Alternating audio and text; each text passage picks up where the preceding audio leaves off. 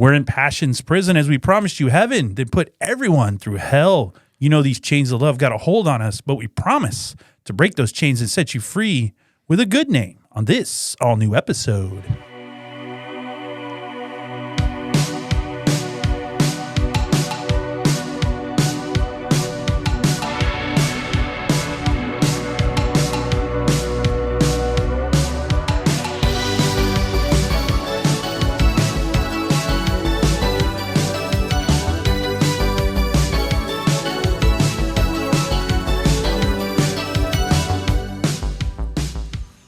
Hello and welcome to Totally 80s and 90s Recall. This is a podcast where we'll take a look at everything the memorable decades of the 1980s and 90s had to offer, from music and movies to television and pop culture. If you're new to the show, we're so excited that you found us, and we promise you'll have an awesome time. And for our returning listeners and subscribers, it's great to have you back. I am one of your hosts, David, joined as always by a guy who did in fact mean to turn everyone on. It is, of course, my good friend Rob. Oh yeah, it's a curse. It is. Turn everybody on. It is. This episode goes out to all of you academics out there. Maybe you're studying nuclear science and you're loving your classes. Maybe you've got the crazy teacher who wears dark glasses. Maybe you have a job waiting for you after graduation, and we all know that 50,000 a year will buy a lot of beer. Maybe you're heavenly blessed, but worldly wise. Or maybe you've been called a peeping Tom techie with X-ray eyes. You don't know. If you get nothing from today's episode, we want you to know this. Number one, things are going great. Number two, they're only getting better. Number three, Dave and I think you're doing all right. Number four, we want to encourage you to keep getting good grades. But most of all, Dave and I think your future is so bright, you should probably wear shades. Ooh, that's a good one. Yeah, there you go. That's an easy one, but it's a good one. Yeah. Do you know what song my opening was from? No, I don't. Well, you think about that. And if you remember it at any time during the show, you just go ahead and shout it out. It's fine. Okay. We'll let you do that. Speaking of shout outs, I got a couple here for a couple friends of the show, a few podcasts we recommend you should check out. We have our friends Eric and Sean over at Generation Rewind. Fun little 80s, 90s podcast. Pop Culture Yearbook. Bad Movies Rule. I really like that one. They talk about interesting movies, and I've watched some of them, and they're definitely interesting. And our friends Jim and Lindsay on Children of the 80s. They focus all on 80s stuff, but it's a lot of fun. So great nostalgic shows and supporters of the Rob and Dave experience, which everyone should be. So check them out wherever you get your podcasts. And with that, Rob, what the heck are we covering today? Well, we are covering the Billboard Hot. We're back to the Billboard Hot 100. Billboard Hot 100. For this week in 1986. Yes, 28 November to be exact. Yeah, and we have there's not a twist. Yeah, it's something. We had an assignment. But there's always an assignment. I like giving you assignments because it keeps you busy. Yeah. If this is your first time at the show, we're taking a look back at the best 100 songs in America on the Billboard charts for this week, according to musical sales and radio airplay, because that's how they computed them. So back in 1986, that's a lot of cassettes, maybe some records still. Yeah. Possibly a few CDs here and there for the cool, hip people. Oh, yeah. Because not everybody had CDs in 1986. But Rob and I will pick 10 songs each to hopefully create the ultimate 20-song playlist for this week back in 1986. And for anyone who's heard our Billboard shows before, we've changed it up a little bit to have some fun. Rob's going to select his songs from the top 50, and I will select from the bottom 50. And if rankings are correct, Rob, you should have a superior playlist to mine as you have access to what was considered the best 50 songs in America this week. Yeah, well, I'm sure I'm going to leave some off the list that you're going to blow me out of the water on this one because I'm literally scooping the bottom of the barrel. So, but I think some good ones down there though. I think I'm going to find some. I think I'm going to challenge you a little bit, but we'll see. Yeah. You might squint a little at a couple of my choices, but that's what we do here. Yeah. That's fun. So. We just celebrated Thanksgiving and the always exciting Black Friday craziest shopping weekend of the year. I mean, people still do that. A lot of it's more online now, but it was a thing. Well, and back in 86, let's say your parents, friends, or maybe you could have been out looking for that great deal on, say, some G.I. Joes. Oh, yeah. He-Man. Yeah. Oh, big props to Castle Grayskull. Yeah. Teddy Ruxpin. We all love that on the show. And maybe some Pound Puppies. Okay. Remember those little things? Yeah. I never if you had were, them. If you're a little older, maybe you wanted a new Sony Walkman to play your new License to Ill or Slippery When Wet tapes, right? Yep. That's a thing. Yep. Maybe you were a Nintendo player looking for a new Legend of Zelda game as it came out in 1986. Yeah. I'm going to have to tell you, I found that game quite boring. I never played it. Never was a Zelda fan. Never played it. I didn't find the action real good in that game, but a lot of people love the Zelda. Yeah, I didn't even, I never even got through Mario Brothers. I did. And solved it. I mean, even my wife was like, what? What? I was like, no. No, I solved it. It was the greatest day of my life when I rescued the princess. Well, no matter what people were shopping for, music for sure guided them along the way. So if they weren't listening to the 24-hour Christmas station yet, because that's definitely a thing, the songs we're about to introduce may have very likely got them through the excruciating shopping days at the mall, Sears, Toys R Us, Kmart, wherever you went, whatever part of the country you're in or the world, wherever you went shopping to find those perfect presents. So after going through these songs, Rob, the songs that they would have been listening to out shopping, fighting people for Cabbage Patch dolls. Yeah. Did they spark any memories for you? Oh, absolutely. No, they did. Oh, yeah. Nice. Yeah, there's some really good ones in here. I think so. Yeah. Back to kind of what you were saying, back in 86, I just wanted to read a list of the bands or musical artists that were established in 86, that got their start in 86. That's good. Alice in Chains. I like it. Big Head Todd and the Monsters. Your favorite? Hey. Ghetto Boys, Goo Goo Dolls, Hootie and the Blowfish, NWA. The Goo Goo Dolls were that old? Wow. Naughty by Nature, No Doubt. Wow. Pixies, Roxette. List complete. Skid Row, Toad the Wet Sprocket, and Urge Overkill. That is quite a list, actually. So 86, a lot of people came out. A lot of people came out. They wouldn't get popular for a couple more years. But they were. But you got to start somewhere. Wow, some of those, I can't believe some of those bands were that old. Been around that one. That seems crazy. Yeah, no, I'm excited for this. It was a good one. It was fun. Really? Yeah. Oh, okay. Well, that's good. We like when you're in here having fun. Yeah. Because several episodes ago, we did our 90s albums. And you kind of frowned on a couple of the albums. Yeah. And they were still good, but you frowned. Well, I think that was I think I earned that frown. No. Some of those. Things, come on, the Spice Girls. Things that make you go, Yeah. I like that one. So there's a good one. No. You're not going to convince me otherwise. To Become One. That's great. That's awful. I'm telling you, it's a wonderful love song. It's okay. When you and your wife renew your vows, the first dance should be to become one. Yeah, no. Because you're literally happening. Living that. You're making that happen. Yeah. I think there'd be some tears in the audience. Put it on, people. Put it on. There you go. That'd be fantastic. The lyrics are very fitting, I think. So, all right. Well, we're not dancing on the ceiling yet, so let's take everyone's breath away and look at the Hot 100 on the Billboard for this week, all the way back in 1986.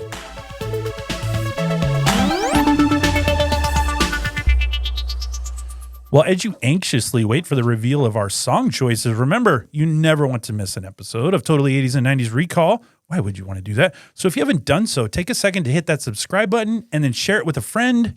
Why share? Why should they share, Rob? Because we're worth sharing. We're worth sharing. Yeah. That's what you came up with? Yeah. He's a great salesman, folks. Yeah, he's here to really sell the show. You want what we have to give. There you go. You need it. I think so. Okay. Well, in the immortal words of Cousin Eddie, it's the gift that keeps on giving the whole year. So that should be like a tagline at the bottom of our show. The gift that keeps on giving the whole year. So, well, let's not keep our fans waiting any longer. Rob, what is your choice at number 7? All right. My choice for number 7 is If. Ooh. Anytime you play Huey, can't go wrong. I love Huey Lewis. Yep. Yep. This is a great one. It feels like most of our 80s lists will have a Huey Lewis song. So. They should have any 80s list should have a Huey Lewis song. It should be mandatory. So this is Hip to Be Square. Like it. Huey Lewis and the News. Yep. So this week in 86, it was sitting at number 5. Last week, it was 8. So it's gone up a little bit. And it will peak at 5. So this is the highest it'll get. Well, that's too bad. Yeah. It's the second single from their multi-platinum album, 4. Good one. Spelled? F-O-R-E As in exclamation point. There you go. Yep. The song features San Francisco 49er. I didn't know this. The song features San Francisco 49er players Joe Montana, Ronnie Lott, Dwight Clark, and Ricky Ellison. Awesome. Singing backup. Don't know the last one, but I do know the first three. Yep. Now, here's where my notes get weird because it says, my research says it reached number 3 on the Billboard Hot 100. But I have that it peaked at number 5. So somewhere my lists are off. You got some cross information there. Whatever. Yeah, the research team...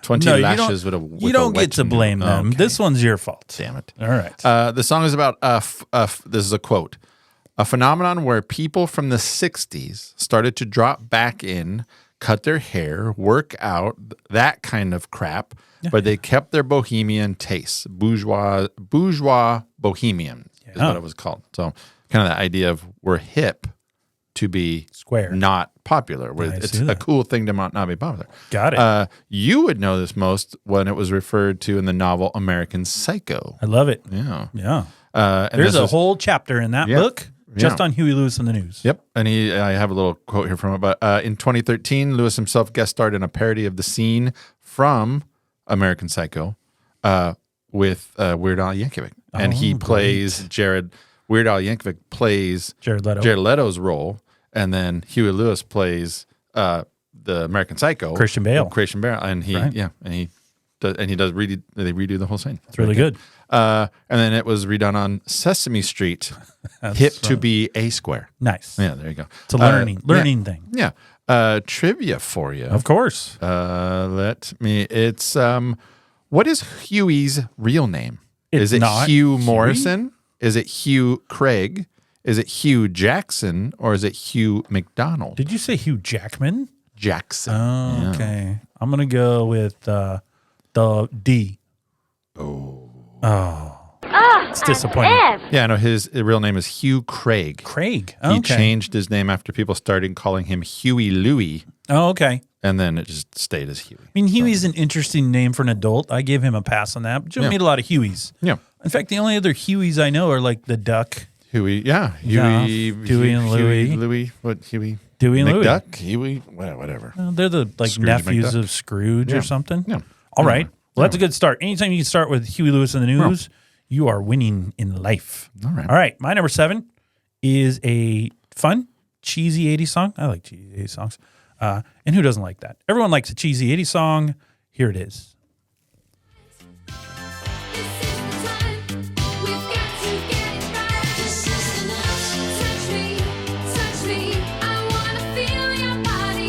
Who is this, though? You don't know? Sounds great, though, right? This has some great synthesizer in this song. Ooh. Oh, that's sultry. It is sultry. That's a good word for you. So this is Touch Me, parentheticals, I Want Your Body, by Samantha Fox. Yes. There it is. Okay, I wondered. You've had her on there before. I have not. This is my first Samantha Fox you had her on appearance the that rock, I've had. On the rock. No, that was Lita Ford.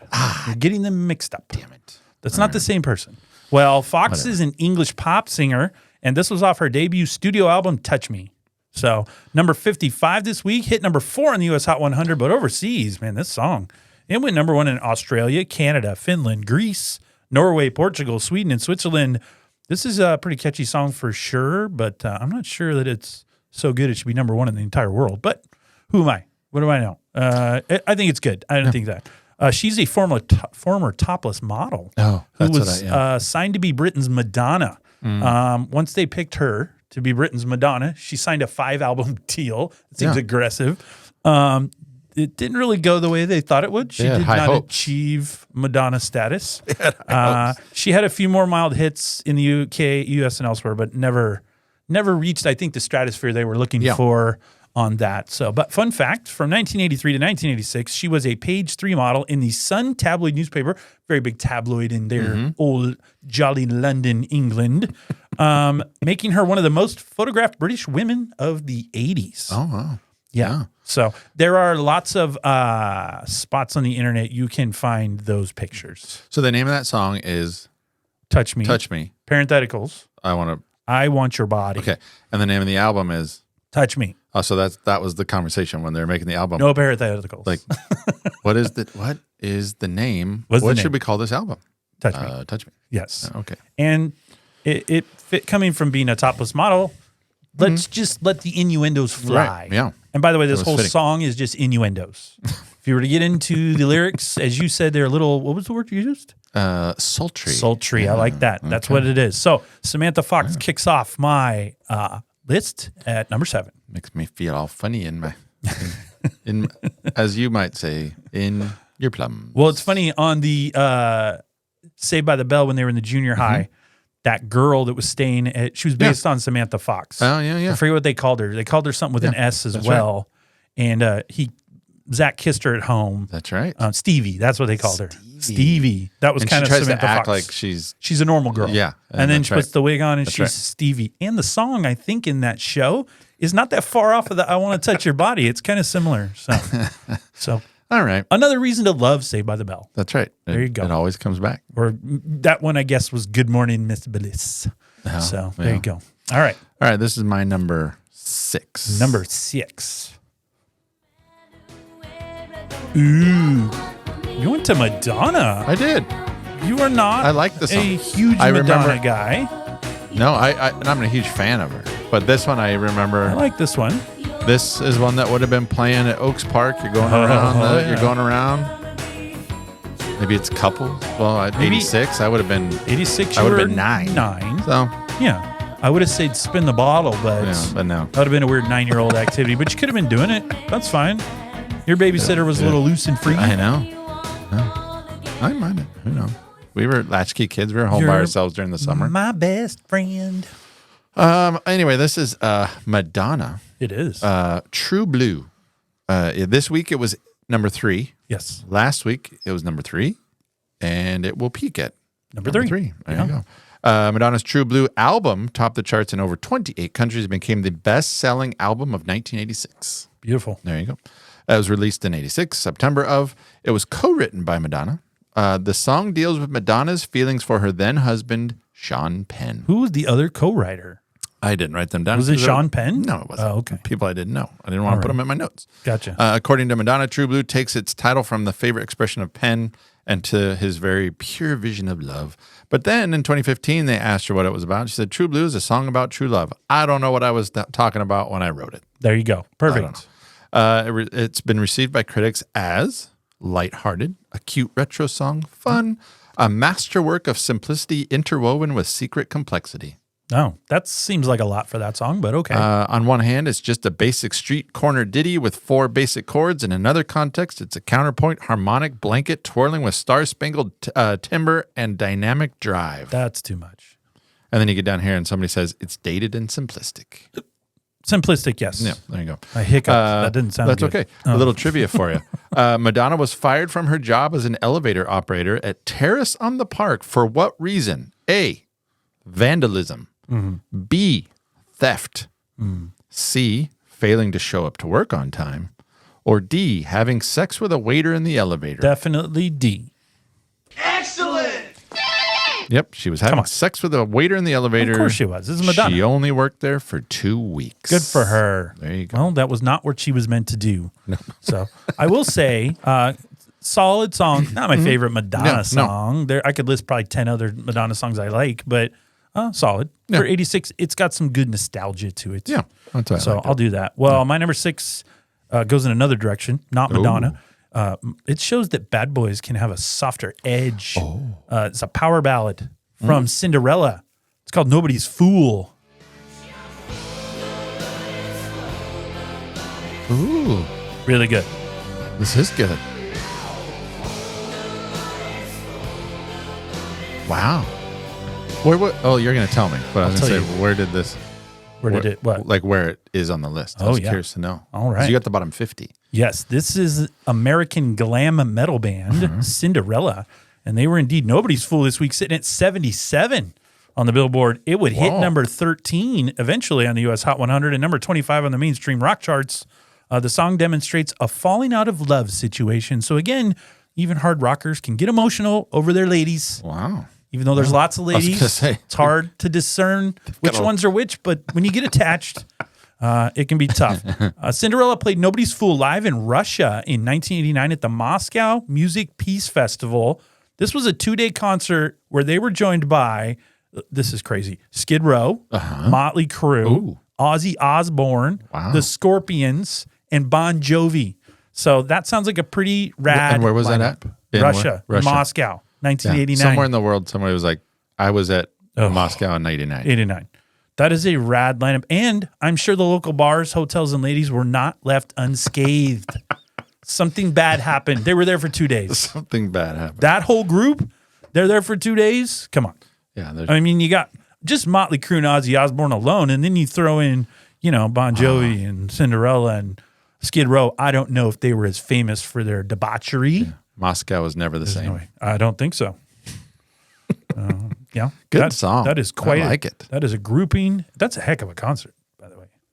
That would have been great to see. That is a lineup. All right. Yeah, well, let's talk about concerts you go back and see. There's one. Yeah, I just want to float into that one. That'd be insane. Where are we at? My number 5? You are at number 5. My number 5 is... Ooh. Great. This might be the first Janet Jackson song I ever heard. Yeah. Is this the one where she's in the warehouse? She's dancing and... No? I'd have to go back and look at that video. I don't want to tie myself to that because I'm not 100% sure. Right. But I can't remember the video. Yeah, I don't remember. When I say that's the first Janet Jackson, it's either that one or the Miss Jackson. Oh, yeah. Nasty. Yeah. Nasty Boys. Nasty. It's one of those two. It's these two. But definitely I remember being small and hearing this and go, oh, Michael's sister. Yeah. So that's good. actually mentioned there. She was on Different Strokes. Oh, wait. Okay. Question for you. Here we go. So this is Janet Jackson. This week in 86, she was 20. It was at number 27. Yes. Last week, 36. Moving up. She will peak at 27. So that didn't go any higher than that? No. Wow, that's weird. But then, something in my notes here. So it says it was co-written by Janet Jackson, produced by Jimmy Jam and Terry Lewis. Love those two. Released in October of 86. At the time, it showcased state-of-the-art production. Nice. And this song is about Jackson wanting to break away and take control of her life, right? Because she's always under the Jackson mantle, right? The umbrella. Right. The song won Soul Train Music Award for Best R&B, Soul, Rap, and Music Video, beating out her brother, Michael, Whitney Houston, and Jodie Watley. Wow. Yeah. Pitchfork. She should put that on a poster and hang it up somewhere because that's amazing. Yeah. Pitchfork included the song in its best 200 songs of the 80s. It was at number 126. It peaked at number 27. I said that. It was the 37th biggest Hot 100 single of 87, the 5th biggest Hot R&B hip-hop song of 87, and the 9th biggest selling 12-inch single of 87. The song is also listed in the Rock and Roll Hall of Fame with its 500 songs that shaped rock and roll. Wow. So people like it. It's a good one. Yeah. A little trivia for you. On which TV show did Janet Jackson star as a dance student? Oh. A, Saved by the Bell. No. B, Flashdance the series. C, Fame. Or D, Soul Train. I'm going to go with the B, Flashdance the series. F. Yeah, no, it was Fame. She was on Fame. Oh, okay. I didn't watch a lot of Fame. It was an early and rare TV appearance. I do remember her on Different Strokes. So she was there. I don't remember what other show she was on, but she was definitely on that one. Somebody on it. So that's a good song. Yeah. I remember that song a lot, and I like it.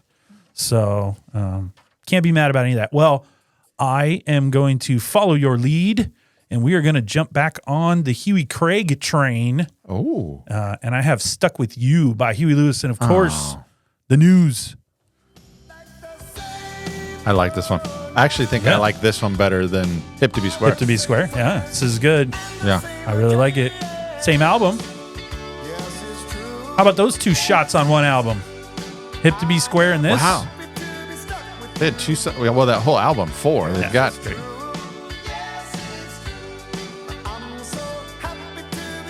It definitely sounds like the 80s. Like it, I don't want to say dated, but it's definitely sounds like the era. But I can still listen to it now. Yeah. So I think it's really good. I love it. I love Huey Lewis. So we love Huey here on the show. He's underrated. whole band. He's back this week at number 82 on the Billboard chart. Way too low, but maybe they're just starting out. This song would reach number 1 in the U.S. Hot 100. Number 1, Rob. This is the number 1 hit. Was Hip to Be Square stopped at 5. 5 or 3 since you didn't do actual research, but this hit number 1. It did go. So, and it was number 1 on the adult contemporary charts. Hit number 1 in Canada and Zimbabwe. How about that? Number 2 in Australia and New Zealand. The randomness of Zimbabwe. Like they listen to some good music over there. So we like the Huey Lewis. That impression should go into the suitcase and be locked away. I don't know. What's the Zimbabwe? What do they do there? I think they just talk. Number 2 in Australia and New Zealand, and top 20 in 8 other countries. So really good. This is off their first studio album. 4, as you said, like as golf, not the number. Mm-hmm. Huey said he wrote the song for a girl he liked. However, once she heard it, she did not like it. So that's an all-time backfire right there. She was very upset about the song. Music video was filmed in the Bahamas, and that's the best thing about it because it's a cheesy, really cheesy 80s video. If we do a cheesy episode, that would be near the top. They start at a party in a house. Mm-hmm. Then Huey ends up on a beach with this pretty girl. He thinks they're on a deserted island, but the band is playing in the ocean. And then at some point, they end up on the other side of the island, and they're just having an island party with everybody. And then it's great, and they're dancing. And one of the guys is like a scuba diver. He's got the snorkel, and it doesn't make a lot of sense. It's a little silly. And there was definitely no Wilson anywhere on this island. Wilson! Nowhere. I couldn't find it. I watched it twice. No. But I do like the song. Very catchy, very fun, very 80s sounding. Makes me feel good, like Huey always does. Yeah. I appreciate that about Huey. All of his songs were, they were fun. Yeah, they're fun songs. Let's see here. Number 4. Number 4. Oh. We've had Huey twice already. Yeah. Yeah, you like that. Really good. I like the Police. Who doesn't like the Police? It's great. The song, they've got some troublesome songs, though. They're troublesome? Well, this whole song's premise, and then the whole, what's the other one? Where he's watching him. Oh, yeah. Yeah, I mean, the creeper. Yeah. But they're artistic. Very impactful. I guess. So this is number 4. This is my number 4. Don't Stand So Close to Me. It's the Police. This week in 86, it was 46. Yes. Last week, it was 48. Perfect. It peaked at 46. So yeah. How did it not get higher? I don't know. Did people listen to that song? I That's don't know. crazy. I know. And I like it a lot. So it was released in September. Crazy. This song was released in September of, it says of 80. Yeah. I think this is a re-release. Yeah. So maybe it hit higher in the original release than it did on the re-release. That's right. It concerns a teacher who has a sexual relationship with a student. Oh, okay. Which in turn is discovered. Yeah. Yeah. See? Because those racy lyrics. I guess, yeah. Best-selling single of 1980 in the UK. It won the 1982 Grammy Award for Best Rock Performance by a Duo or a Group. Great. It was written by Sting. The song deals with mixed feelings of lust, fear, and guilt that a school teacher has for a student and the fallout when the inappropriate relationship is discovered by other adults. There was a whole thing about people criticizing him for the rhyming. Apparently this is it's not inappropriate songwriting, but it's like lazy songwriting. I don't know. Okay. But there's a line in there. He talks about shake and cough, and he rhymes it with Nabokov. I like it. Sting replied, I've used that terrible, terrible rhyme technique a few times. So if I'm Sting, I'm like, just in case you're wondering, if you want to see how many records I've sold, go ahead and take that peek. Step into my I'll go ahead and keep it right in the way I want to. Sting referred to the song's story progression as, quote, the teacher, the open page, the virgin, the rape in the car, getting the sack. Sounds good. Yeah. Early on in his life, Sting was a teacher. Sting has denied that the song is autobiographical. Let's hope not. But statute of limitations probably expired. Yeah. Trivia. Where did Sting get his name from? A striped shirt he wore. Okay. B, the Sting was his favorite movie. Oh. No. C, his sharp tongue. D, he was stung by a swarm of bees as a boy. I think C sounds the most logical, but you never know. It's actually a striped shirt he wore. The leader of one of his early bands, Gordon Solomon of the Phoenix Jazzmen, stupid name for a band, remarked that a black and yellow striped shirt that he frequently wore made him look like a bee. Nice. There you go. You know, that name's interesting, Sting, by the way. Like the tense you're in. Like, you know what I mean? They could have gone, yeah. Like Sting.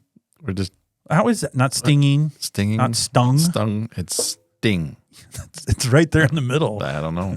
It's an interesting use of the tense of that if word. anybody ever asks you, say, you know, how did he get his name? You can say, well. As a sweater he wore. Yeah, like, that's a disappointing story. Actually, I don't want to tell that story.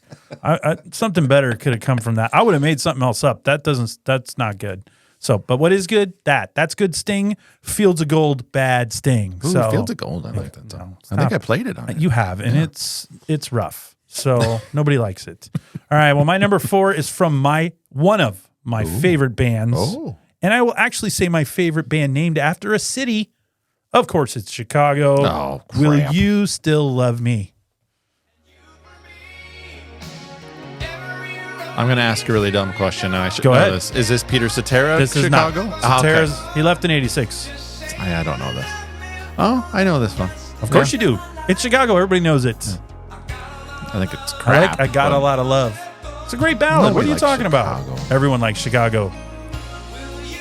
I see. I know it. They have great harmonies. They were the Creed of their time. People wanted to hate them. They're better than Creed, But everybody first of all. But everybody knows their lyrics. No, they are better than Creed. Don't do that.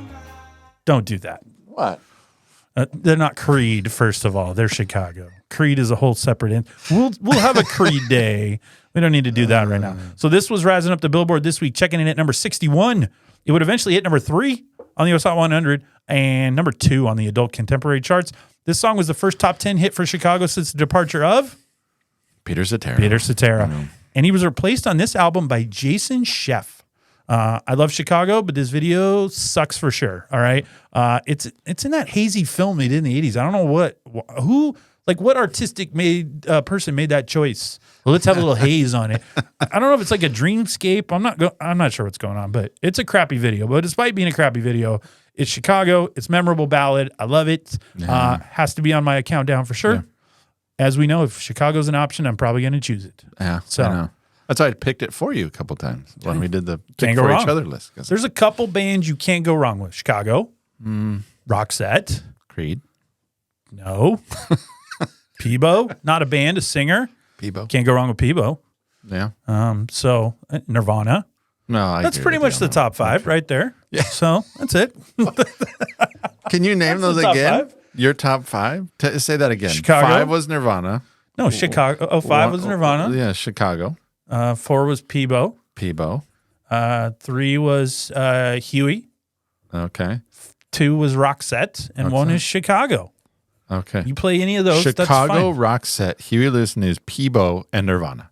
That's the best. That's such a good array of music. You can't go wrong with any of that. You play any of that, I'm happy. That's a list made in a drunken stupor. No, I just made it right now, and I feel great. Chicago. And throw on some Nirvana while you're at it. I want to hear. I want to hear You're the Inspiration, and then Territorial Pissings back to back. Back to back. Let's go. All right. So, all right. Well, that takes you to your number 3. My number 3 is. Oh, I like this song. I hope you like it. You put it on here. Oh, it's the Human League. Yeah, so good. We're getting down into. I struggled with my last couple. Oh, too many good ones. All right, good ones. To make mistakes. I love the Human League. Or Human League. I don't know if the is necessary, but so good. Yep. You could say kind of a compared to some of their other like pop hits, some of their new wave style. Yeah. That'd be their ballad version of a new wave ballad. Yeah. There you go. So this is Human by the Human League. It's an English synth pop band. Yes. We talked about that. Really good. This week in 86, it was number 2. Mm-hmm. Last week, it was number 1. Obviously. So it dropped a little bit, but it peaked at number 1. It had already been there. Released in 86. We talked about that. The track, which deals with the subject of infidelity. Nice. It was written and produced by Jimmy Jam and Terry Lewis. They're everywhere. So I read about where they were struggling. The Human League was to try and get their album produced, and they reached out to Jimmy Jam and Terry Lewis to help us out. And they'll help everybody. Became the band's second single to top the Billboard Hot 100 after their 1981 single, Don't You Want Me. Oh, great. Jam and Lewis had recently emerged as an in-demand talent owing to their success with Janet Jackson and her Control album. We talked about that. Oh, yeah. The song is lyrically an exchange between a man and a woman who have reunited after a separation. The song's title is derived from the chorus in which both parties in the relationship explain that they are only human and born to make mistakes. It was a beautiful song. Great song. It became their second million-selling number one for the Human League. They had Don't You Want Me and then Keep Feeling Fascination. It was described as a perfect pop record, schmaltzy pop soul ballad, a whiny claim to sensitivity. I don't agree with that. A lovely romantic ballad. And Robert Smith of The Cure has cited this song as a major influence. I mean, if that's the stamp of approval, right. I don't need anything else. Trivia for you. What inspired Human League's name? A Nightmare. B, a John Lennon song. C, a board game. Or D, a sci-fi novel. Well, they're from England, so I'll go with B. A John Lennon song? Yes. Yeah, no. Really? It's a board game. The Human League's name was inspired by a board game called Star Force Alpha Centauri. I got to tell you, these background stories on these bands today are not impressing me a lot. All right? Especially, that's two English bands or people with the Human League and Sting. That just have bland stories. And we're so the game, players how'd you name your band? I was washing dishes. Yeah.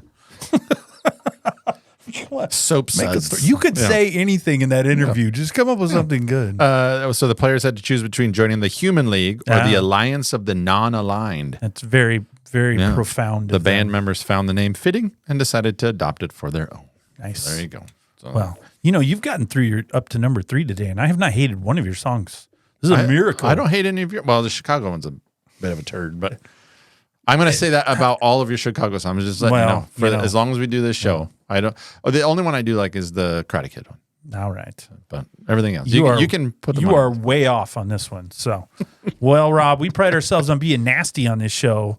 So because we're going to revisit Janet again because she was worth revisiting twice in 1986. But this time, she's going to say, "When I Think of You."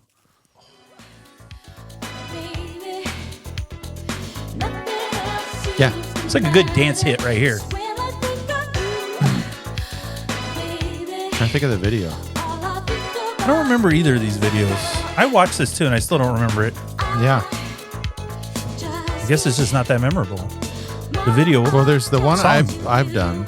I really like the song where she's dancing through the streets, and I think it's similar. But no, I thought that was the Control one, but I'm not sure. So, well, Janet's out of control this week, but as the song was falling at number 64 on the Billboard. However, this song spent 2 weeks at number 1 on the U.S. Hot 100 and number 2 in the Netherlands, as well as top 10 in 4 other countries. The song was produced by Jimmy Jam, Terry Lewis. They're everywhere. 86 seems like a good year for those guys. And the video was choreographed by Paula Abdul, Rob. Oh. Outstanding, huh? Also, Pitchfork ranked it number 48 on their list of the best 200 songs of the 80s. That's pretty high. This was Janet's first number 1 hit on the Billboard Hot 100, and this song was the 32nd biggest Hot 100 single of 1986. Okay. When this song hit number 1, Michael and Janet officially became the first and only siblings to each score number 1 solo hits in the United States. Oh, wow. Fun fact, this was the first of 16 number 1 hits produced by Jimmy Jam and Terry Lewis. Their second hit, a song you may not expect, and one on this week's Billboard, is, of course, what song you just played for us called Human by Human League. See? There you go. Look at that. It's like we tied to get symmetry, Rob. 6 degrees of Terry Jam and symmetry. Terry. 6 degrees. You start Terry Jam and Jimmy Jam, Terry Lewis, and then it connects everywhere. That's right. Jimmy Jam, Terry Lewis, Harry Carey. I can find the 6 degrees that connect somewhere in Chicago. I promise you. So we've had Huey twice, Janet twice. It's a good countdown for those two. I don't think we'll have any more. No. Let's not spoil it. Okay. There's lots of time to go. Right. Is it my number 2? Number 2. Oh, this is. Oh. Uh-oh. I like number 2 a lot. Here we go. Oh. I will find it hard for you to have a better song than this. I know. I'm shocked this wasn't your number 1. I'm going to look at my number 1 really quick. This is like an all-time 80s song. No. My number 1 is all right. Is legit. Okay. I'm not saying it's not legit. There's Ronnie. I love Ronnie. Ronnie from the... She was from the Ronettes. That is correct. Yeah. I love that song. That whoever thought of putting her in with him was a genius. You know who it was? Because if you hadn't had them together, that song's not as good as it is. It was Eddie Money. No, that's great. Okay, so here we go. So this is American rock singer Eddie Money. This week in 86, it was 13. Last week, it was 5. So it's Be careful, Rob. I'm knocking too excited. You're way too excited. And then, so last week was 5. Then it would peak at 4. 4. Yeah. Yeah. It was that should have been a number 1. How was that not a number 1 hit? I don't know. That's the awful. song's chorus samples the Ronettes, their 1963 hit "Be My Baby," with original vocalist Ronnie Spector providing uncredited vocals. It reached number 4. We talked about that. It received a Grammy nomination for Best Male Rock Vocal Performance. It was his biggest hit in the U.S. It helped revive his career. Oh, yeah. So he'd had some drug abuse. He'd been rough. Who's not a rock star without drug abuse? Right. Come on. Money would later say, I didn't care for the demo, but it did have a good catch line. When I heard a snippet of Be My Baby in it, I said, why can't we get Ronnie Spector to sing it? Yeah. And the He's record a people genius, said, that's impossible. So Money called her. Apparently not. Money called her. Yeah. Money was eventually able to reach Spector by phone at her home in Northern California. And she was like, I think I did. I think I saw something on that one time. I think she was literally just at home, like a stay-home mom or something. She was doing laundry at that time. Yeah, it said she was doing laundry. And she's like, oh, okay. Yeah, sure. Yeah. And then the song's success encouraged Spector to resume her singing career, and she released her second solo album. Nice. The song was nominated for Best Male Rock Vocal Performance at the 29th Annual Grammy Awards, but lost to Robert Palmer's Addicted to Love. Oh, nice. Trivia for you. Eddie Money contributed the song I Will Be Strong to the soundtrack of which 1987 Sylvester Stallone movie? Over the Top. Dang it. Excellent. Good job. Do not challenge me on Over the Top. That's why I That's wanted it. to cut me off. All right. So yeah. So that's Take Me Home Tonight. I love that song. I know your number 1 you say is legit, but it's tough. That'd be if I was on your side on the 50. That would have been your one. That would have been tough not to be my number 1. And I took a peek at your other ones. Yeah. So, all right. Well, my number 2, I love this song. It was hard for me not to have this at number 1. I have the same problem. My number 1 is legit, but number 2, I just really love this song a lot. So it is Don't Forget Me When You're Gone by Glass Tiger. Oh. This is such a good pop song. Is that Brian? Is that my boy? We will get into that. All right, just relax. What? No way. Wait. I think one more time. Yes. All right. Okay. So, I want to hear this. It's a little complicated, but all right. So I love this song, even with your boy Bryan Adams providing some background vocals. Wow. I'm going to forgive it because the song is so darn good. I mean, it's got one of the catchiest choruses that I'm aware of. So I'm like a proud father. I know. This is Glass Tiger, a Canadian rock band, which is why BA's showing up in the background of this song. Number 80 this week. You can't even say his full name. No, BA. All right. This song was number 80 this week on Hot 100 and falling. At its peak, it hit number 2 in the U.S. Hot 100, number 1 in Canada. No big surprise. Number 6 in South Africa. That's pretty good. The song was inspired by Tears for Fears' Everybody Wants to Rule the World. This, of course, won a Juno Award for Single of the Year and was named the top single in Canada in 1987. Oh. Juno Award. So I really just think it's a great pop song. That out. Brian. I think it's a great pop song, lots of memories, and one that I can always listen to. I love this song, even with Adams trying to hoggle the attention from Glass Tiger. He knew the band, so of course he had to throw himself in there. I can't just let them record the song. Hey, guys. He's just helping him out. He was using his... Mind if I throw a little down here? His credibility. Yeah, whatever. Freaking, what a narcissist. You know what this song could use, fellas? A little BA. An 80s icon. We've talked about this. Whatever. Point is it's good despite Brian's efforts. Oh yeah, so, I've heard that song a ton. I did not realize that was him. Yeah, that's the first time I'm going to be honest. I didn't know that. First time I ever. hear it now. I'm like, oh, that is Bryan Adams. 100%. A couple years ago, I discovered that this is really bad. This is just a couple years ago. The Dire Straits' "Money for Nothing" song. Yeah. Sting is providing yeah. background vocals. For years, I didn't realize that. Yeah. And then I listened, I'm like, what a moron. Of course It that's sounds like him. Sting. Yep. How do you think these conversations go? Dire Straits is like, hey, brother, we got this. How did Dire Straits and Sting even know each other? Dire Straits aren't English. They just call him up. Hey, Sting, you want to be on this song? We just need you to sing about 3 lines over and over again. Cool, guys. I'll be right there. Who was that? Was that Sting? I think so. Okay.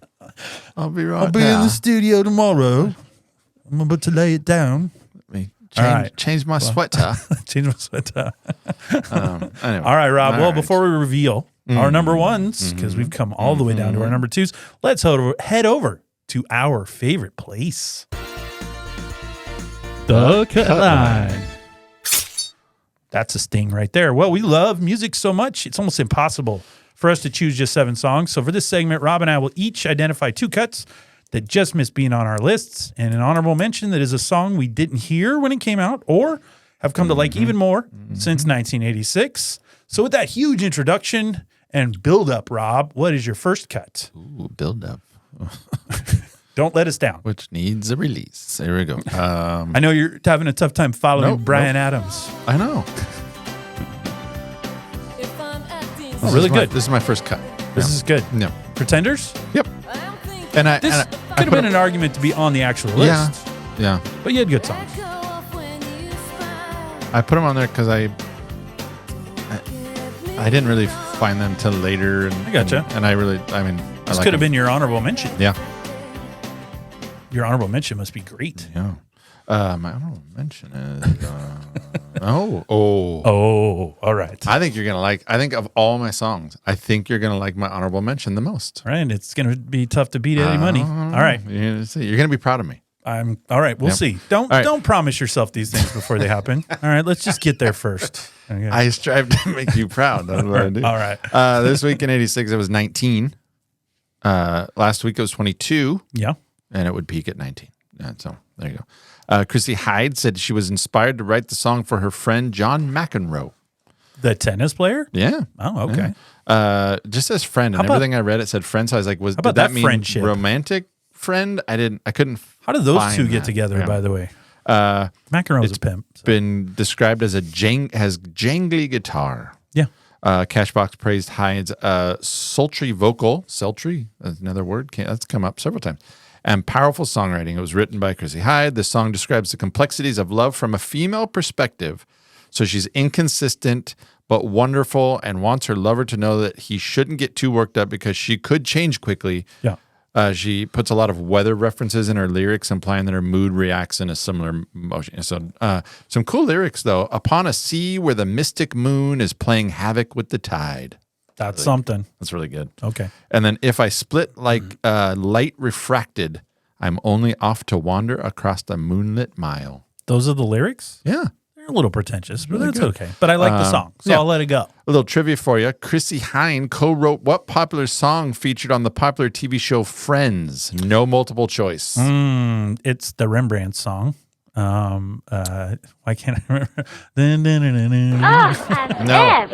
Nope. Even better. Oh, it's Smelly Cat. Oh, That's what it was, right? frick. Yeah, she's actually in an episode where she sings Smelly I'll Cat give it with to you. Phoebe. I'll give it to you. Yeah, man, I was way off. Yeah, Chrissy Hynde co-wrote the. brain came Let's back. see. The song first appears in the 6th episode of the show's 2nd season, the one with the baby on the bus. Yep. Hynde guest stars in the episode as a singer hired to replace Phoebe as Central Perk's in-house musician, to whom Phoebe eventually teaches Smelly Cat. Correct. Kudrow would continue to frequently perform Smelly Cat throughout the Friends' 10-year run. Love Smelly Cat. Kudrow and the Pretenders were credited as Phoebe Buffet, and the Hairballs on an updated version of the song Smelly Cat Medley for the soundtrack albums Friends again in 1999. Oh, So okay. there you go. I like Smelly Cat. Yeah, there you go. All right. Well, my first cut, Rob, Portland, Oregon in the house. Rip City? Rip City, Rap City, right here. okay. That's what song I'm going to play. I was going to say, is 100%. it the Blazers rap? Because we went to the finals in 1986, remember? Bust a Bucket? Come on, Rob. Oh, that was okay. in the 90s. No. All right, I'm going to play this and see if you 86. can figure it out. Oh. No. Oh, wait. I know this. New Shoes. New Shoes. Yep. Ooh. Oh, Wait, there wasn't enough New Shoes. they had just a few hits and then they went away. I know. lot of synthesizer, but I like it. I like it. This is kind of what the song does. You're like, I mean, there's not a lot more to it.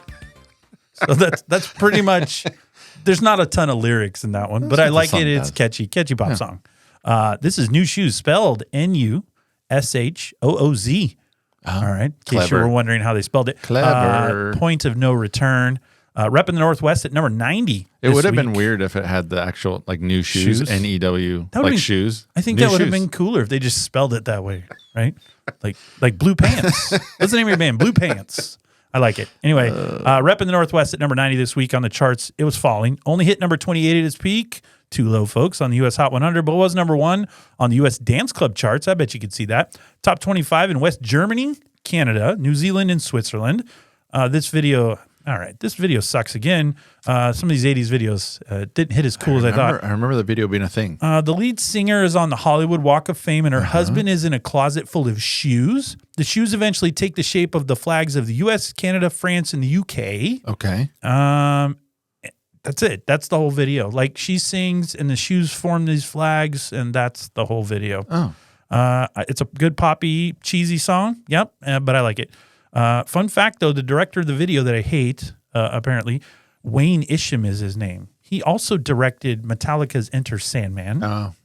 Backstreet Boys, I Want It That Way. Oh. Def Leppard's Pour Some Sugar on Me. And he had a ton of other ones. Popular videos by Michael Jackson, Skid Row, Motley Crue, Foo Fighters, Britney Spears. I mean, this guy's making videos left and right. So he's another one that would be like, dog me all you want. Step into my trophy room. Into my trophy room. There you go. Look, this is a dumb video, but look at my bank account, right? Yeah. Suck it, Trebek. Yeah. He's definitely definitely not the turd Ferguson in this situation. So, all right. Well, point of no return. So what is your second cut? I've been too busy over here. Too busy. Talking to you. Oh. Apparently. That's literally the points of this entire program. Kip. Talking to me. There's my number. Great.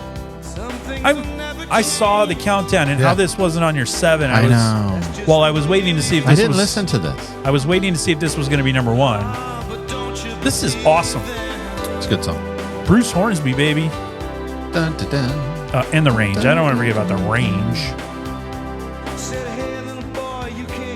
Where the others go. You know, for once, somebody said little boy, because little girls seem to rule the 80s. But, hey, little girl, is your daddy home? For once, somebody went with the boys on that one. So, all right. Okay. Anyway, this is The Way It Is, Bruce Hornsby in the Range.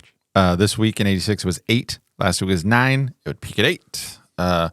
Released in the United States in 1986. We've talked about that. Written by Bruce Hornsby. Yep. It made explicit references to the Economic Opportunity Act, also known as the 1964 Poverty Act, and the Civil Rights Act. It's been sampled by rappers such as E40 and Tupac on his song Changes. Like it. Takes place at a welfare line, illustrates a divide between the rich and the poor. It talks about racial segregation, the Economic Opportunity Act, civil rights. Hornsby's brother, John, said, quote, "The song is mainly about compassion, about understanding racial and social types and beliefs and practices that are different from your own. It's about a status quo that's so complacent in its narrow-mindedness and bigotry that it seems it'll never change. That's why the line, don't you believe them, is so important. The way it evokes people to give to the poor and to protest against racial segregation, white supremacy, and economic value." I love that song. That is the most descriptive version I've ever heard of Bruce Hornsby. I just like to sing along. Yeah. Some things will never change. Trivia. Bruce Hornsby and his brother John Hornsby, wrote which song for their friend Huey Lewis? Ooh, I like it. On his album, his 1986 album, 4. Was it A, Hip to Be Square, B, Stuck With You, C, Doing It All For My Baby, or D, Jacob's Ladder? I'm going to go with the Jacob's Ladder. Excellent! Nice job. Yeah. Huey Lewis and the News recorded the song Jacob's Ladder for their 1986 album 4. The version of the song became a #1 hit in the United States. The song was written by Huey Lewis's friend Bruce Hornsby and John Hornby. Yeah, if you listen to the other three you mentioned, they're all very poppy. Yeah. Jacob's Ladder sounds much different than the rest of those, which job. sounds more Way to use your context clues. sounds more Hornsby-ish. Your kindergarten teacher wife would be proud. Yes, Hornsby-ish. That's what we'll call it. Okay. So, all right. Well, that's a good one. Man, I haven't hated any of yours. I haven't been able to dog on any of your songs. I like all yours except for Chicago. No fun. Again with that. Just stop. Stop it. All right. My second cut from a great 80s band. That's about all I can say about it. And it's the first time I've ever put them on any of my countdowns. This is Genesis. Oh. Throwing it That's all not true. away. You had... I haven't had Genesis. You had... or was it Phil Collins? Maybe. Wait, where the sad, sappy song where the... Oh, yeah. Maybe I did way long time ago. But I don't think that was Genesis. I think it was Phil Collins. No, it was Genesis. It's because the one where she had no shoes. And she was, You're right. Second time. Yeah. Second time on the countdown. Because I mentioned, like, Bring on the Rain or I don't like that song. And you're like, I don't like that. I don't. Wait. Was it going to be Bryan Adams? No, but I like the harmony. Oh. Okay. You're good. Okay. I just like that part with the I thought maybe oohs. Bryan Adams is coming back in. I think we've had enough of that for today, right? All right. This was the second single off the Invisible Touch album and was falling down the Billboard at number 87 this week. At its best, it was number 4 on the U.S. Hot 100, number 1 on the adult, contemporary, and album rock charts, as well as number 22 in the UK. I'm surprised it was that low in the UK. Video consists of sound check footage and the band traveling on the Invisible Touch tour. So they just did some video and then they filmed it. I like tour video videos. They're good. It's like you get a behind the scenes look, even though they know the camera's there. This was reviewed very well by Billboard, Cashbox, and other music journalists, calling it things like a dance ballad, a rare ballad that's not too sappy, and a genuinely affecting ballad. Phil stated that the inspiration for this song was his divorce. The album, helped by this song, has gone 6 times platinum, over 6 million sold, and was number 1 in the UK and number 3 in the US, spawned 5 top 5 hits, and is the band's highest selling album ever, selling over 7.2 million copies between the US and the UK. Wow. So very good for Genesis in this situation. Yeah, they're doing very well. They are. Yeah. Yes. And he's like retired from the... Yeah, Phil's got his Oscars and his Grammys, and he's got all the things. Yeah. So he can just fade off. Yeah. No matter if I like the Rain song or not. Again, you can hate the Rain song, but check it out. Right? I don't know. I think he sounds like that. So what all was right. it? What, I mean, you mentioned a suitcase to put my Zimbabwean accent in. Well, that one was a little rougher. That was bad. I'm not sure. That wasn't anything. We can get away with bad English accents. Kevin Costner doesn't even do any English accent in Prince Robin Hood, and he gets away with it. So at least I'm making an effort here, right? So all right. Okay. So I get your honorable mention. I'm excited to show you this because I think you're going to like it. All right. Don't get your hopes up. Oh, really good. See? Anita Baker. Listen to that voice. I do like this. Oh my gosh. I am shocked you picked this song. I know. You're not usually into the 80s R&B slow songs. But this song's good. This is so good. Oh. This is a making love song. This is a booty jam. This is an early on booty jam. No booty. No, what? Making love song. Oh, there's another layer? Those are different. Yeah. Oh. This is sweet and this is nice. This is how this works. This is like anniversary song right here. Yeah, this is good. Oh, yeah. So good. Anyway. Yeah. Booty jams are a little more feral, a little more, like that. Making love songs are a little more, a little nicer, a little sweeter. Okay. Yeah. Right. So Anita, she's good. I need a flow chart of like of where the songs go. A booty jam versus a making love song. Okay. Look, this is easy. Barry White, making love. Okay. Do you have to say it like that? Yeah. Making love. Barry White, making love. Okay. Jodeci, booty jam. All right. So that's how you can figure those things out. Crap. All right. Okay, here we go. Okay. This is American R&B singer and songwriter Anita Baker. Surprisingly, I couldn't find a lot about this song, but this week in '86 it was 41. Last week it was 29. So it but it would peak at 8. So it's starting to come back down this week. It was co-written by Anita Baker, released in May of '86. It was her first big single, won her the Grammy Award for Best R&B Song in '87. Descriptions. Baker's voice rings like a bell. Great. So much passion and wonderment that they sound like old love sonnets brought back to life. That kind of hits with what you're saying. It's love sonnets. It's love. It's making love music. I know the definition of these things. I know. Yeah, I know. Everybody knows. Baker won 2 Grammys at the 29th Annual Grammy Awards. Best R&B song, and then the album won in the category for Best Female R&B Vocal Performance. Great. Trivia. In 1993, Baker sang a duet with what American Peabo Bryson singer? Come on. A. Dean Martin, B. Frank Sinatra, C. Tony Bennett, or D. Perry Como. All right. She did have one with Peabo as well, but okay. I'll go with B. Excellent. Nice job. Yep, Frank Sinatra. Baker and Sinatra covered Sinatra's 1957 song, Witchcraft. That would be good. I might have to check that out. That was on an album called Duets. I like it. All right. Yeah, that was a good one. I have to say, you will tell got you. 3 in a row. You're doing good. I will tell you. Not better than Eddie Money, but I like it. Yeah. Eddie Money is still better. Yeah, I like that. I have to be in the mood for that Anita Baker song, but I really like it. I can listen to that Eddie Money song anytime it comes on. Her voice, I just think she's got super unique voice, and I like gold. it. Yeah. It's gold, Rob. It's gold, Jerry. All right. Well, my honorable mention fits the definition perfectly. It's an 80s dance song that I literally did not listen to. I remember ever listening to in the 80s, and I'll explain it as I go. But it is called 2 of Hearts by Stacey Q. Oh. I do like this one. Oh, yeah. Pretty simple song. Yeah. Come on. Yeah, it gets...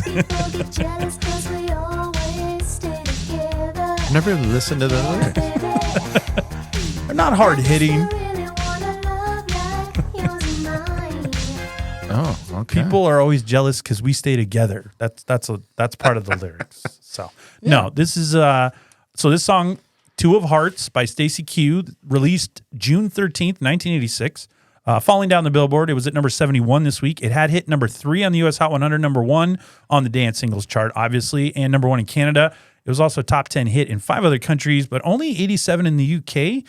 So they did not catch on with Stacey Q. Not their favorite.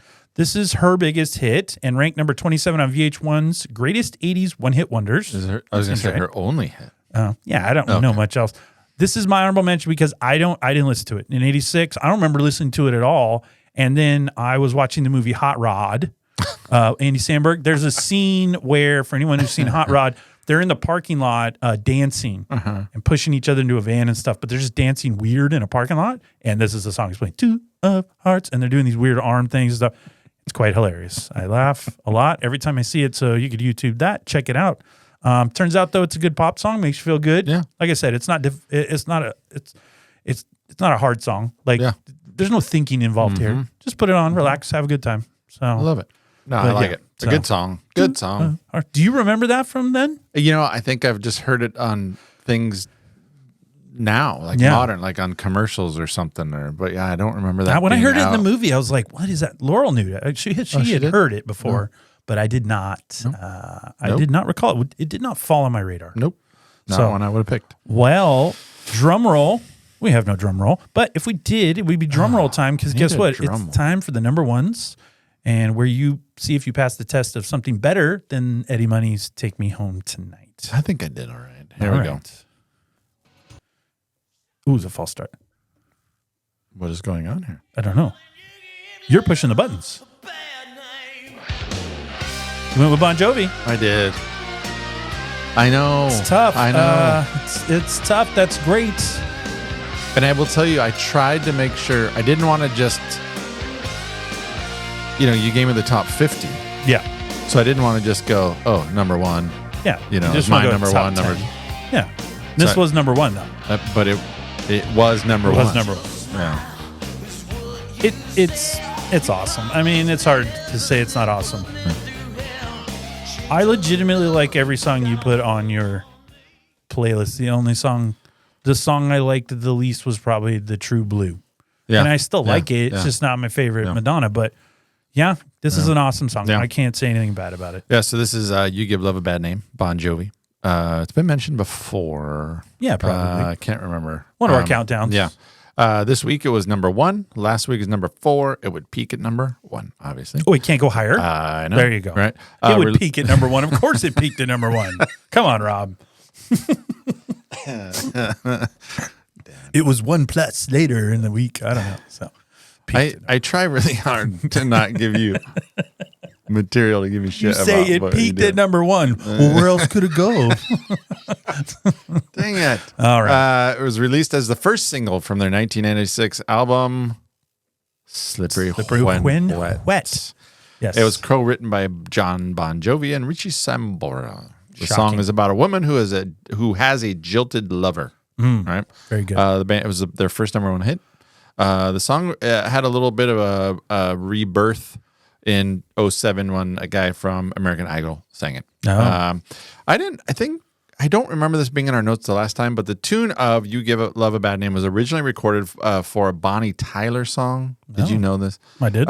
It was "If You Were a Woman and I Was a Man" was the name of the song. Oh, okay. But it Didn't work. didn't do well, or it kind of was shelved. And then big time songwriter Desmond Child rewrote the song with John Bon Jovi and Richie Sambora. It became what it was. It's been described as a jackhammer single, hard rock, raspy, and aggressive. That's good. It was placed at number 20 on VH1's list of the 100 best rock songs of all time. Trivia. How many of John's songs on his album Slippery When Wet were on the top 10 on the Billboard Hot 100? Your choices are A, 2, B, 5, C, 3, D, 1, and bonus point if you can name them. I'm going to go 5. You're going to go 5. Oh, then I'm off. What's the answer? It is 3. 3. So we have "You Give Love a Bad Name." Yeah. Let's see. There's probably a ballad in there. Trying to remember off the top of my head. Yeah, just give them to me. Living on a Prayer. Living on a Prayer. Wanted, Dead or Alive. Wanted, Dead or Alive. That's the ballad. Yep, there you go. I knew it was a Yep. ballad. Anyway, so there you go. I got you. All right. That's a great song. And all your songs are really good. That's probably the best 10 songs you've had on any list. Yeah. There's always a Thank weird. you. There's always one weird outlier. There's no weird outlier. Listen to all 10 of those songs. You kind of set me up for success. You gave me the top 50. Gave you the top 50. And you were like, But you've seen what I've fished out of the bottom 50, right? Yeah. Pretty good. and I've got some on my cutting room here. But All you got to right. do your number 1. Yes, my number 1. You know what, Rob? Let's throw the boombox over our head. That should already tell you what this song is. What? So I'm going to play it because everybody knows it.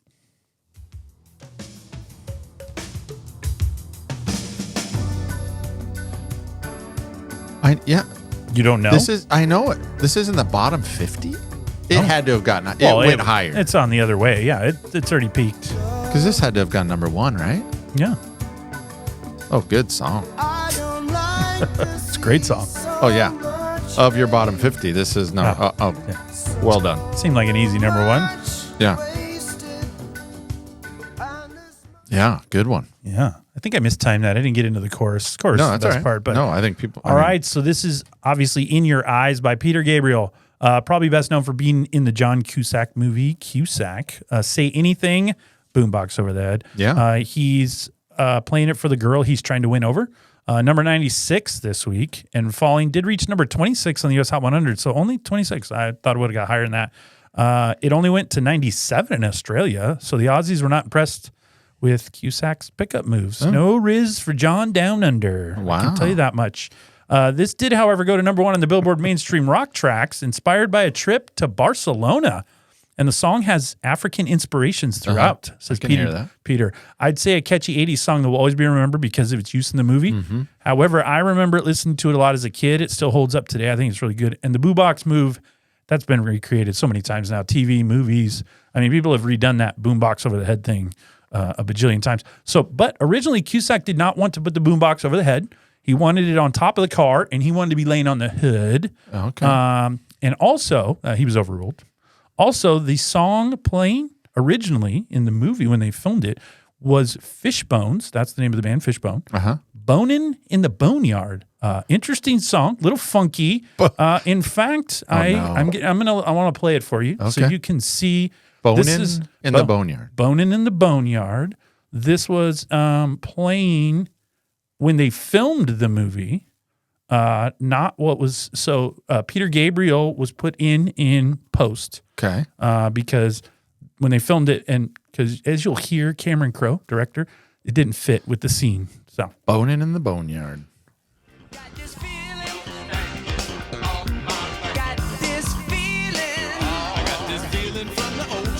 There we go. Oh, wait.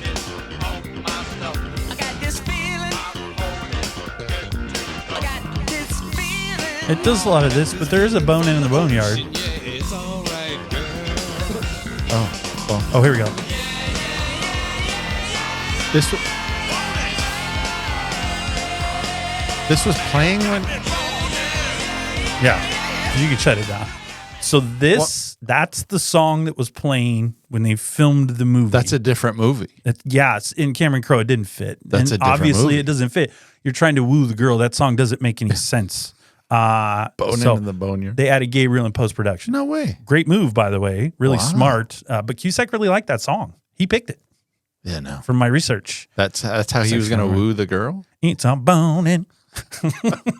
If you get the chorus in the background, the guy goes boning in the boneyard.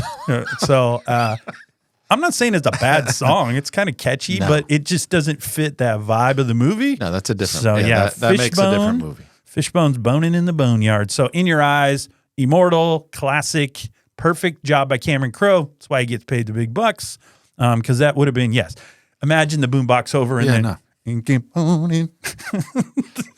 Boning in the boneyard. You're going to listen to that song later. You're going to put that whole song on. You're going to see. I'm not. I feel like you have a fishbone rabbit hole next time I see you. You know, I had a couple good CDs. So anyway. All right. Well, that's our top 20. I think that's a great top 20 playlist. I do. I will tell you recently, well, at a Halloween event for my school. Yep. I got asked to be the DJ for the cakewalk. Like Will Ferrell at the frat weekend? That'd be great. Yeah. So I got First of all, wait a minute. Let's just go back. Because I didn't even listen to that whole conversation. It literally just got into my brain. You DJ'd a cakewalk. That's not DJing anything. Well, I remember cakewalks. Boom, boom, boom, boom. Music stops. Yeah, no. You win a cake. That's right. That's exactly what it was. And we got to play the music. And so my daughter and I got asked to run it. And so we Bluetoothed our phone to the speaker. And I gotcha. I know how it works. So our music. Did you play Boning in the Boneyard? No, but our music selection was, we used our playlists. Oh, that's great. And we got lots of comments about the songs we picked. About how good they were. It was made for a very fun night, and people for the cakewalk. For the cakewalk, yeah. It was really good. We'd like to hire you for our wedding. Do you have any experience? Well, I've done some cakewalks. I don't know if you know how complicated those are, but you got to time the music just right. Otherwise, everyone's getting free cake. It's the centerpiece of the fair. All right. So, yeah. We'll pretend that's true. Yeah, okay. I had a couple songs down there. Cutting Room songs. Couldn't make them in the top 20. Still really good. Another Peter Gabriel song, Big Time, which I do like quite a bit. Big Time. Matter of Trust, Billy Joel. And a little cheesy. I didn't love it. You Got It All by the Jets. That almost made it on my countdown. I was in and out of that one. But it's got some complications. I'll let you look that up later. Keep Your Hands to Yourself. I figured you like that one. Georgia Satellites. Oh, Don't Give Me No Lies. Oh, that would have been. I would have. That would have been on my. I know my honorable mention. It would have been something. Yeah. So, but yeah, those were a few others I saw down there that I thought I had were pretty good. Word Up by Cameo. Word Up. Yeah. Oh, how is that not on there? That song's great. Yeah, it was number 6. Oh, it got up to number 6. Walk Like an Egyptian, and it's been on here before. Everybody Wing Chun. Oh, how is that not on your countdown? Notorious. You get Duran. You get Wang Chung, and that didn't make it. Yeah. That's like an 80s of 80s song. Genesis had Land of Confusion up there. I do like that one too. Weird video. Yeah. Future So Bright. You got to wear shades. Yeah. You Be Illin. Run DMC. That's really good. Yeah. You Be Illin. Yeah. You know, you had a lot of good choices to go from. Oh, The Next Time I Fall in Love. Peter Cetera and Amy Grant. How is that not on the list? That's one of the best duets of the 80s right there. How did that not make it? That's a top 10 hit. It was number 4 this week. Oh. Yeah. You couldn't bring yourself to do it? I couldn't. True Blue could have gone away for that. True Blue could have gone away for Word Up. No. Yeah, you had multiple options Peter here. Cetera will not make my list.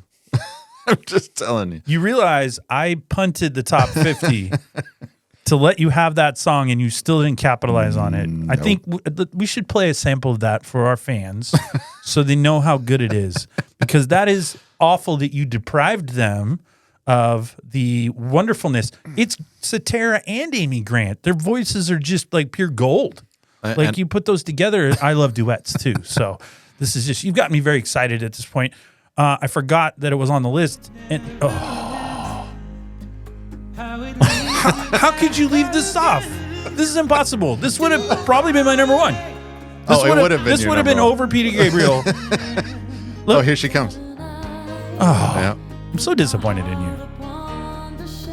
The chorus is where they really, because their voices are just gold together. It's silk in here it real comes. time. Yep. You hear that voice? No one sings like that. It's great. I love this song. No one hits those notes except Peter, man. Oh. All right. I was happy about your whole list, but now that I know you left that off on purpose, I'm not happy anymore. So that's a great song. All right. So, all right. Well, if you enjoy this podcast, please take a second to give it 5 stars. Drop us a review. Also, check out our website at totally80s90srecall.podbean.com, where you can find links to all our social media sites, as well as subscribing to our Facebook group for weekly updates and future episode ideas. If you'd like to get in touch with us, email the show at 80s90srecall@gmail.com. We love hearing from the listeners. Recommend future show ideas to us. Comment on the previous topics. Tell Rob how terrible he was for leaving Peter Cetera and Amy Grant off of his list. And just ask us any questions you'd like, and we'll be happy to answer them. Finally, for some reason, we put ourselves out on YouTube. Is that correct, Rob? We are on YouTube. And how do we feel about our YouTube experience? It's all right. It's all right. I You know, he's a master salesman, folks. We're trying to pitch our show here, and what he's giving you to entice you to run over to YouTube is, it's all right. Well, if you want to see two middle-aged guys gorgeous men. Yes. Okay. Is that a good word? We'll go with that. trying to be, podcasters, then come on over. We are. It'll fit. It's what you want. Yeah, we are truly hip to be that's what you're square, into. Rob. Right? Hip to be square. That's us. We fit that song to a T. Yeah. But yeah, links to all our social media, merchandise store, email, they're included in the show notes. Check them out after the episode. We got some fun t-shirts on our merchandise store. You can have a good time. Anything you want to do, we'll let you do it. That's right, Rob. Okay. So you got anything else? I will give you your score tonight. You had a 5 out of 10. 5 out of 10 Yes, on. Now we're keeping track of this stupid quiz on you're giving your me. Quiz, you scored 5 out of 10 today. Well, that's a passing grade, right? No. All right. And I wanted to leave us with a Math quote. isn't mathing. Oh, all right. Yeah. And this is from our boy Sting. No. He says, a lot of people approach risk as if it's the enemy when it's really fortune's accomplice. Oh. Is that what you're doing there? There you go. You sound like a TED Talk. All right. I don't know what's going on right now. Very inspirational, though. So, well, we have to stop illin at this point as we've reached the end of this episode. We hope you've enjoyed reliving the top songs on the Billboard Top 100 for this week. Back in when, Rob? When was it? 1986. 1986. Yep. He was listening, folks. If you like today's musical choices, which you should, it's an awesome 20 songs. And you know what? I think I'm going to have him add the Peter Cetera song anyway, which is fine. They'll all be on Spotify, Apple, Amazon. You can go listen to the whole thing. It'll be a great hour and a half of music, and you're going to remember how wonderful 1986 was. Finally, we'd like to thank all our listeners, whether first-timers or subscribers, for hanging out with Rob and I. Hopefully, we gave you an hour or so of some laughs, and don't forget to tune in for all new episodes of Totally 80s and 90s Recall every Tuesday. Nice. What the heck are we doing next time? Oh, we're entering December, Rob. Ooh. It's Christmas time. So our Christmas episodes are upon us. And to kick off our Christmas extravaganza, we are going to be doing the 40th anniversary of everyone's, yes, I'm going to speak for everybody. 40th anniversary of everyone's childhood favorite, A Christmas Story, Rob. Oh. And we're going to hope, fudge. Hopefully, Yeah. Rob won't shoot his eye out, right? That is correct. I'll find a way. If it's to be done, I'll find you'll a do way. it. Yeah, you are definitely Ralphie. There's no two ways around that situation. All right, so, well, you got anything else, Rob? I've got nothing. Fancy goodbye. No fancy goodbye. Very good. Criminal. We're adding that to the playlist. Peter, I Amy, already added. gotta have it. So Worst. good. Should be criminal. Way better than True Blue. Come on now. Next time I fall. You got it.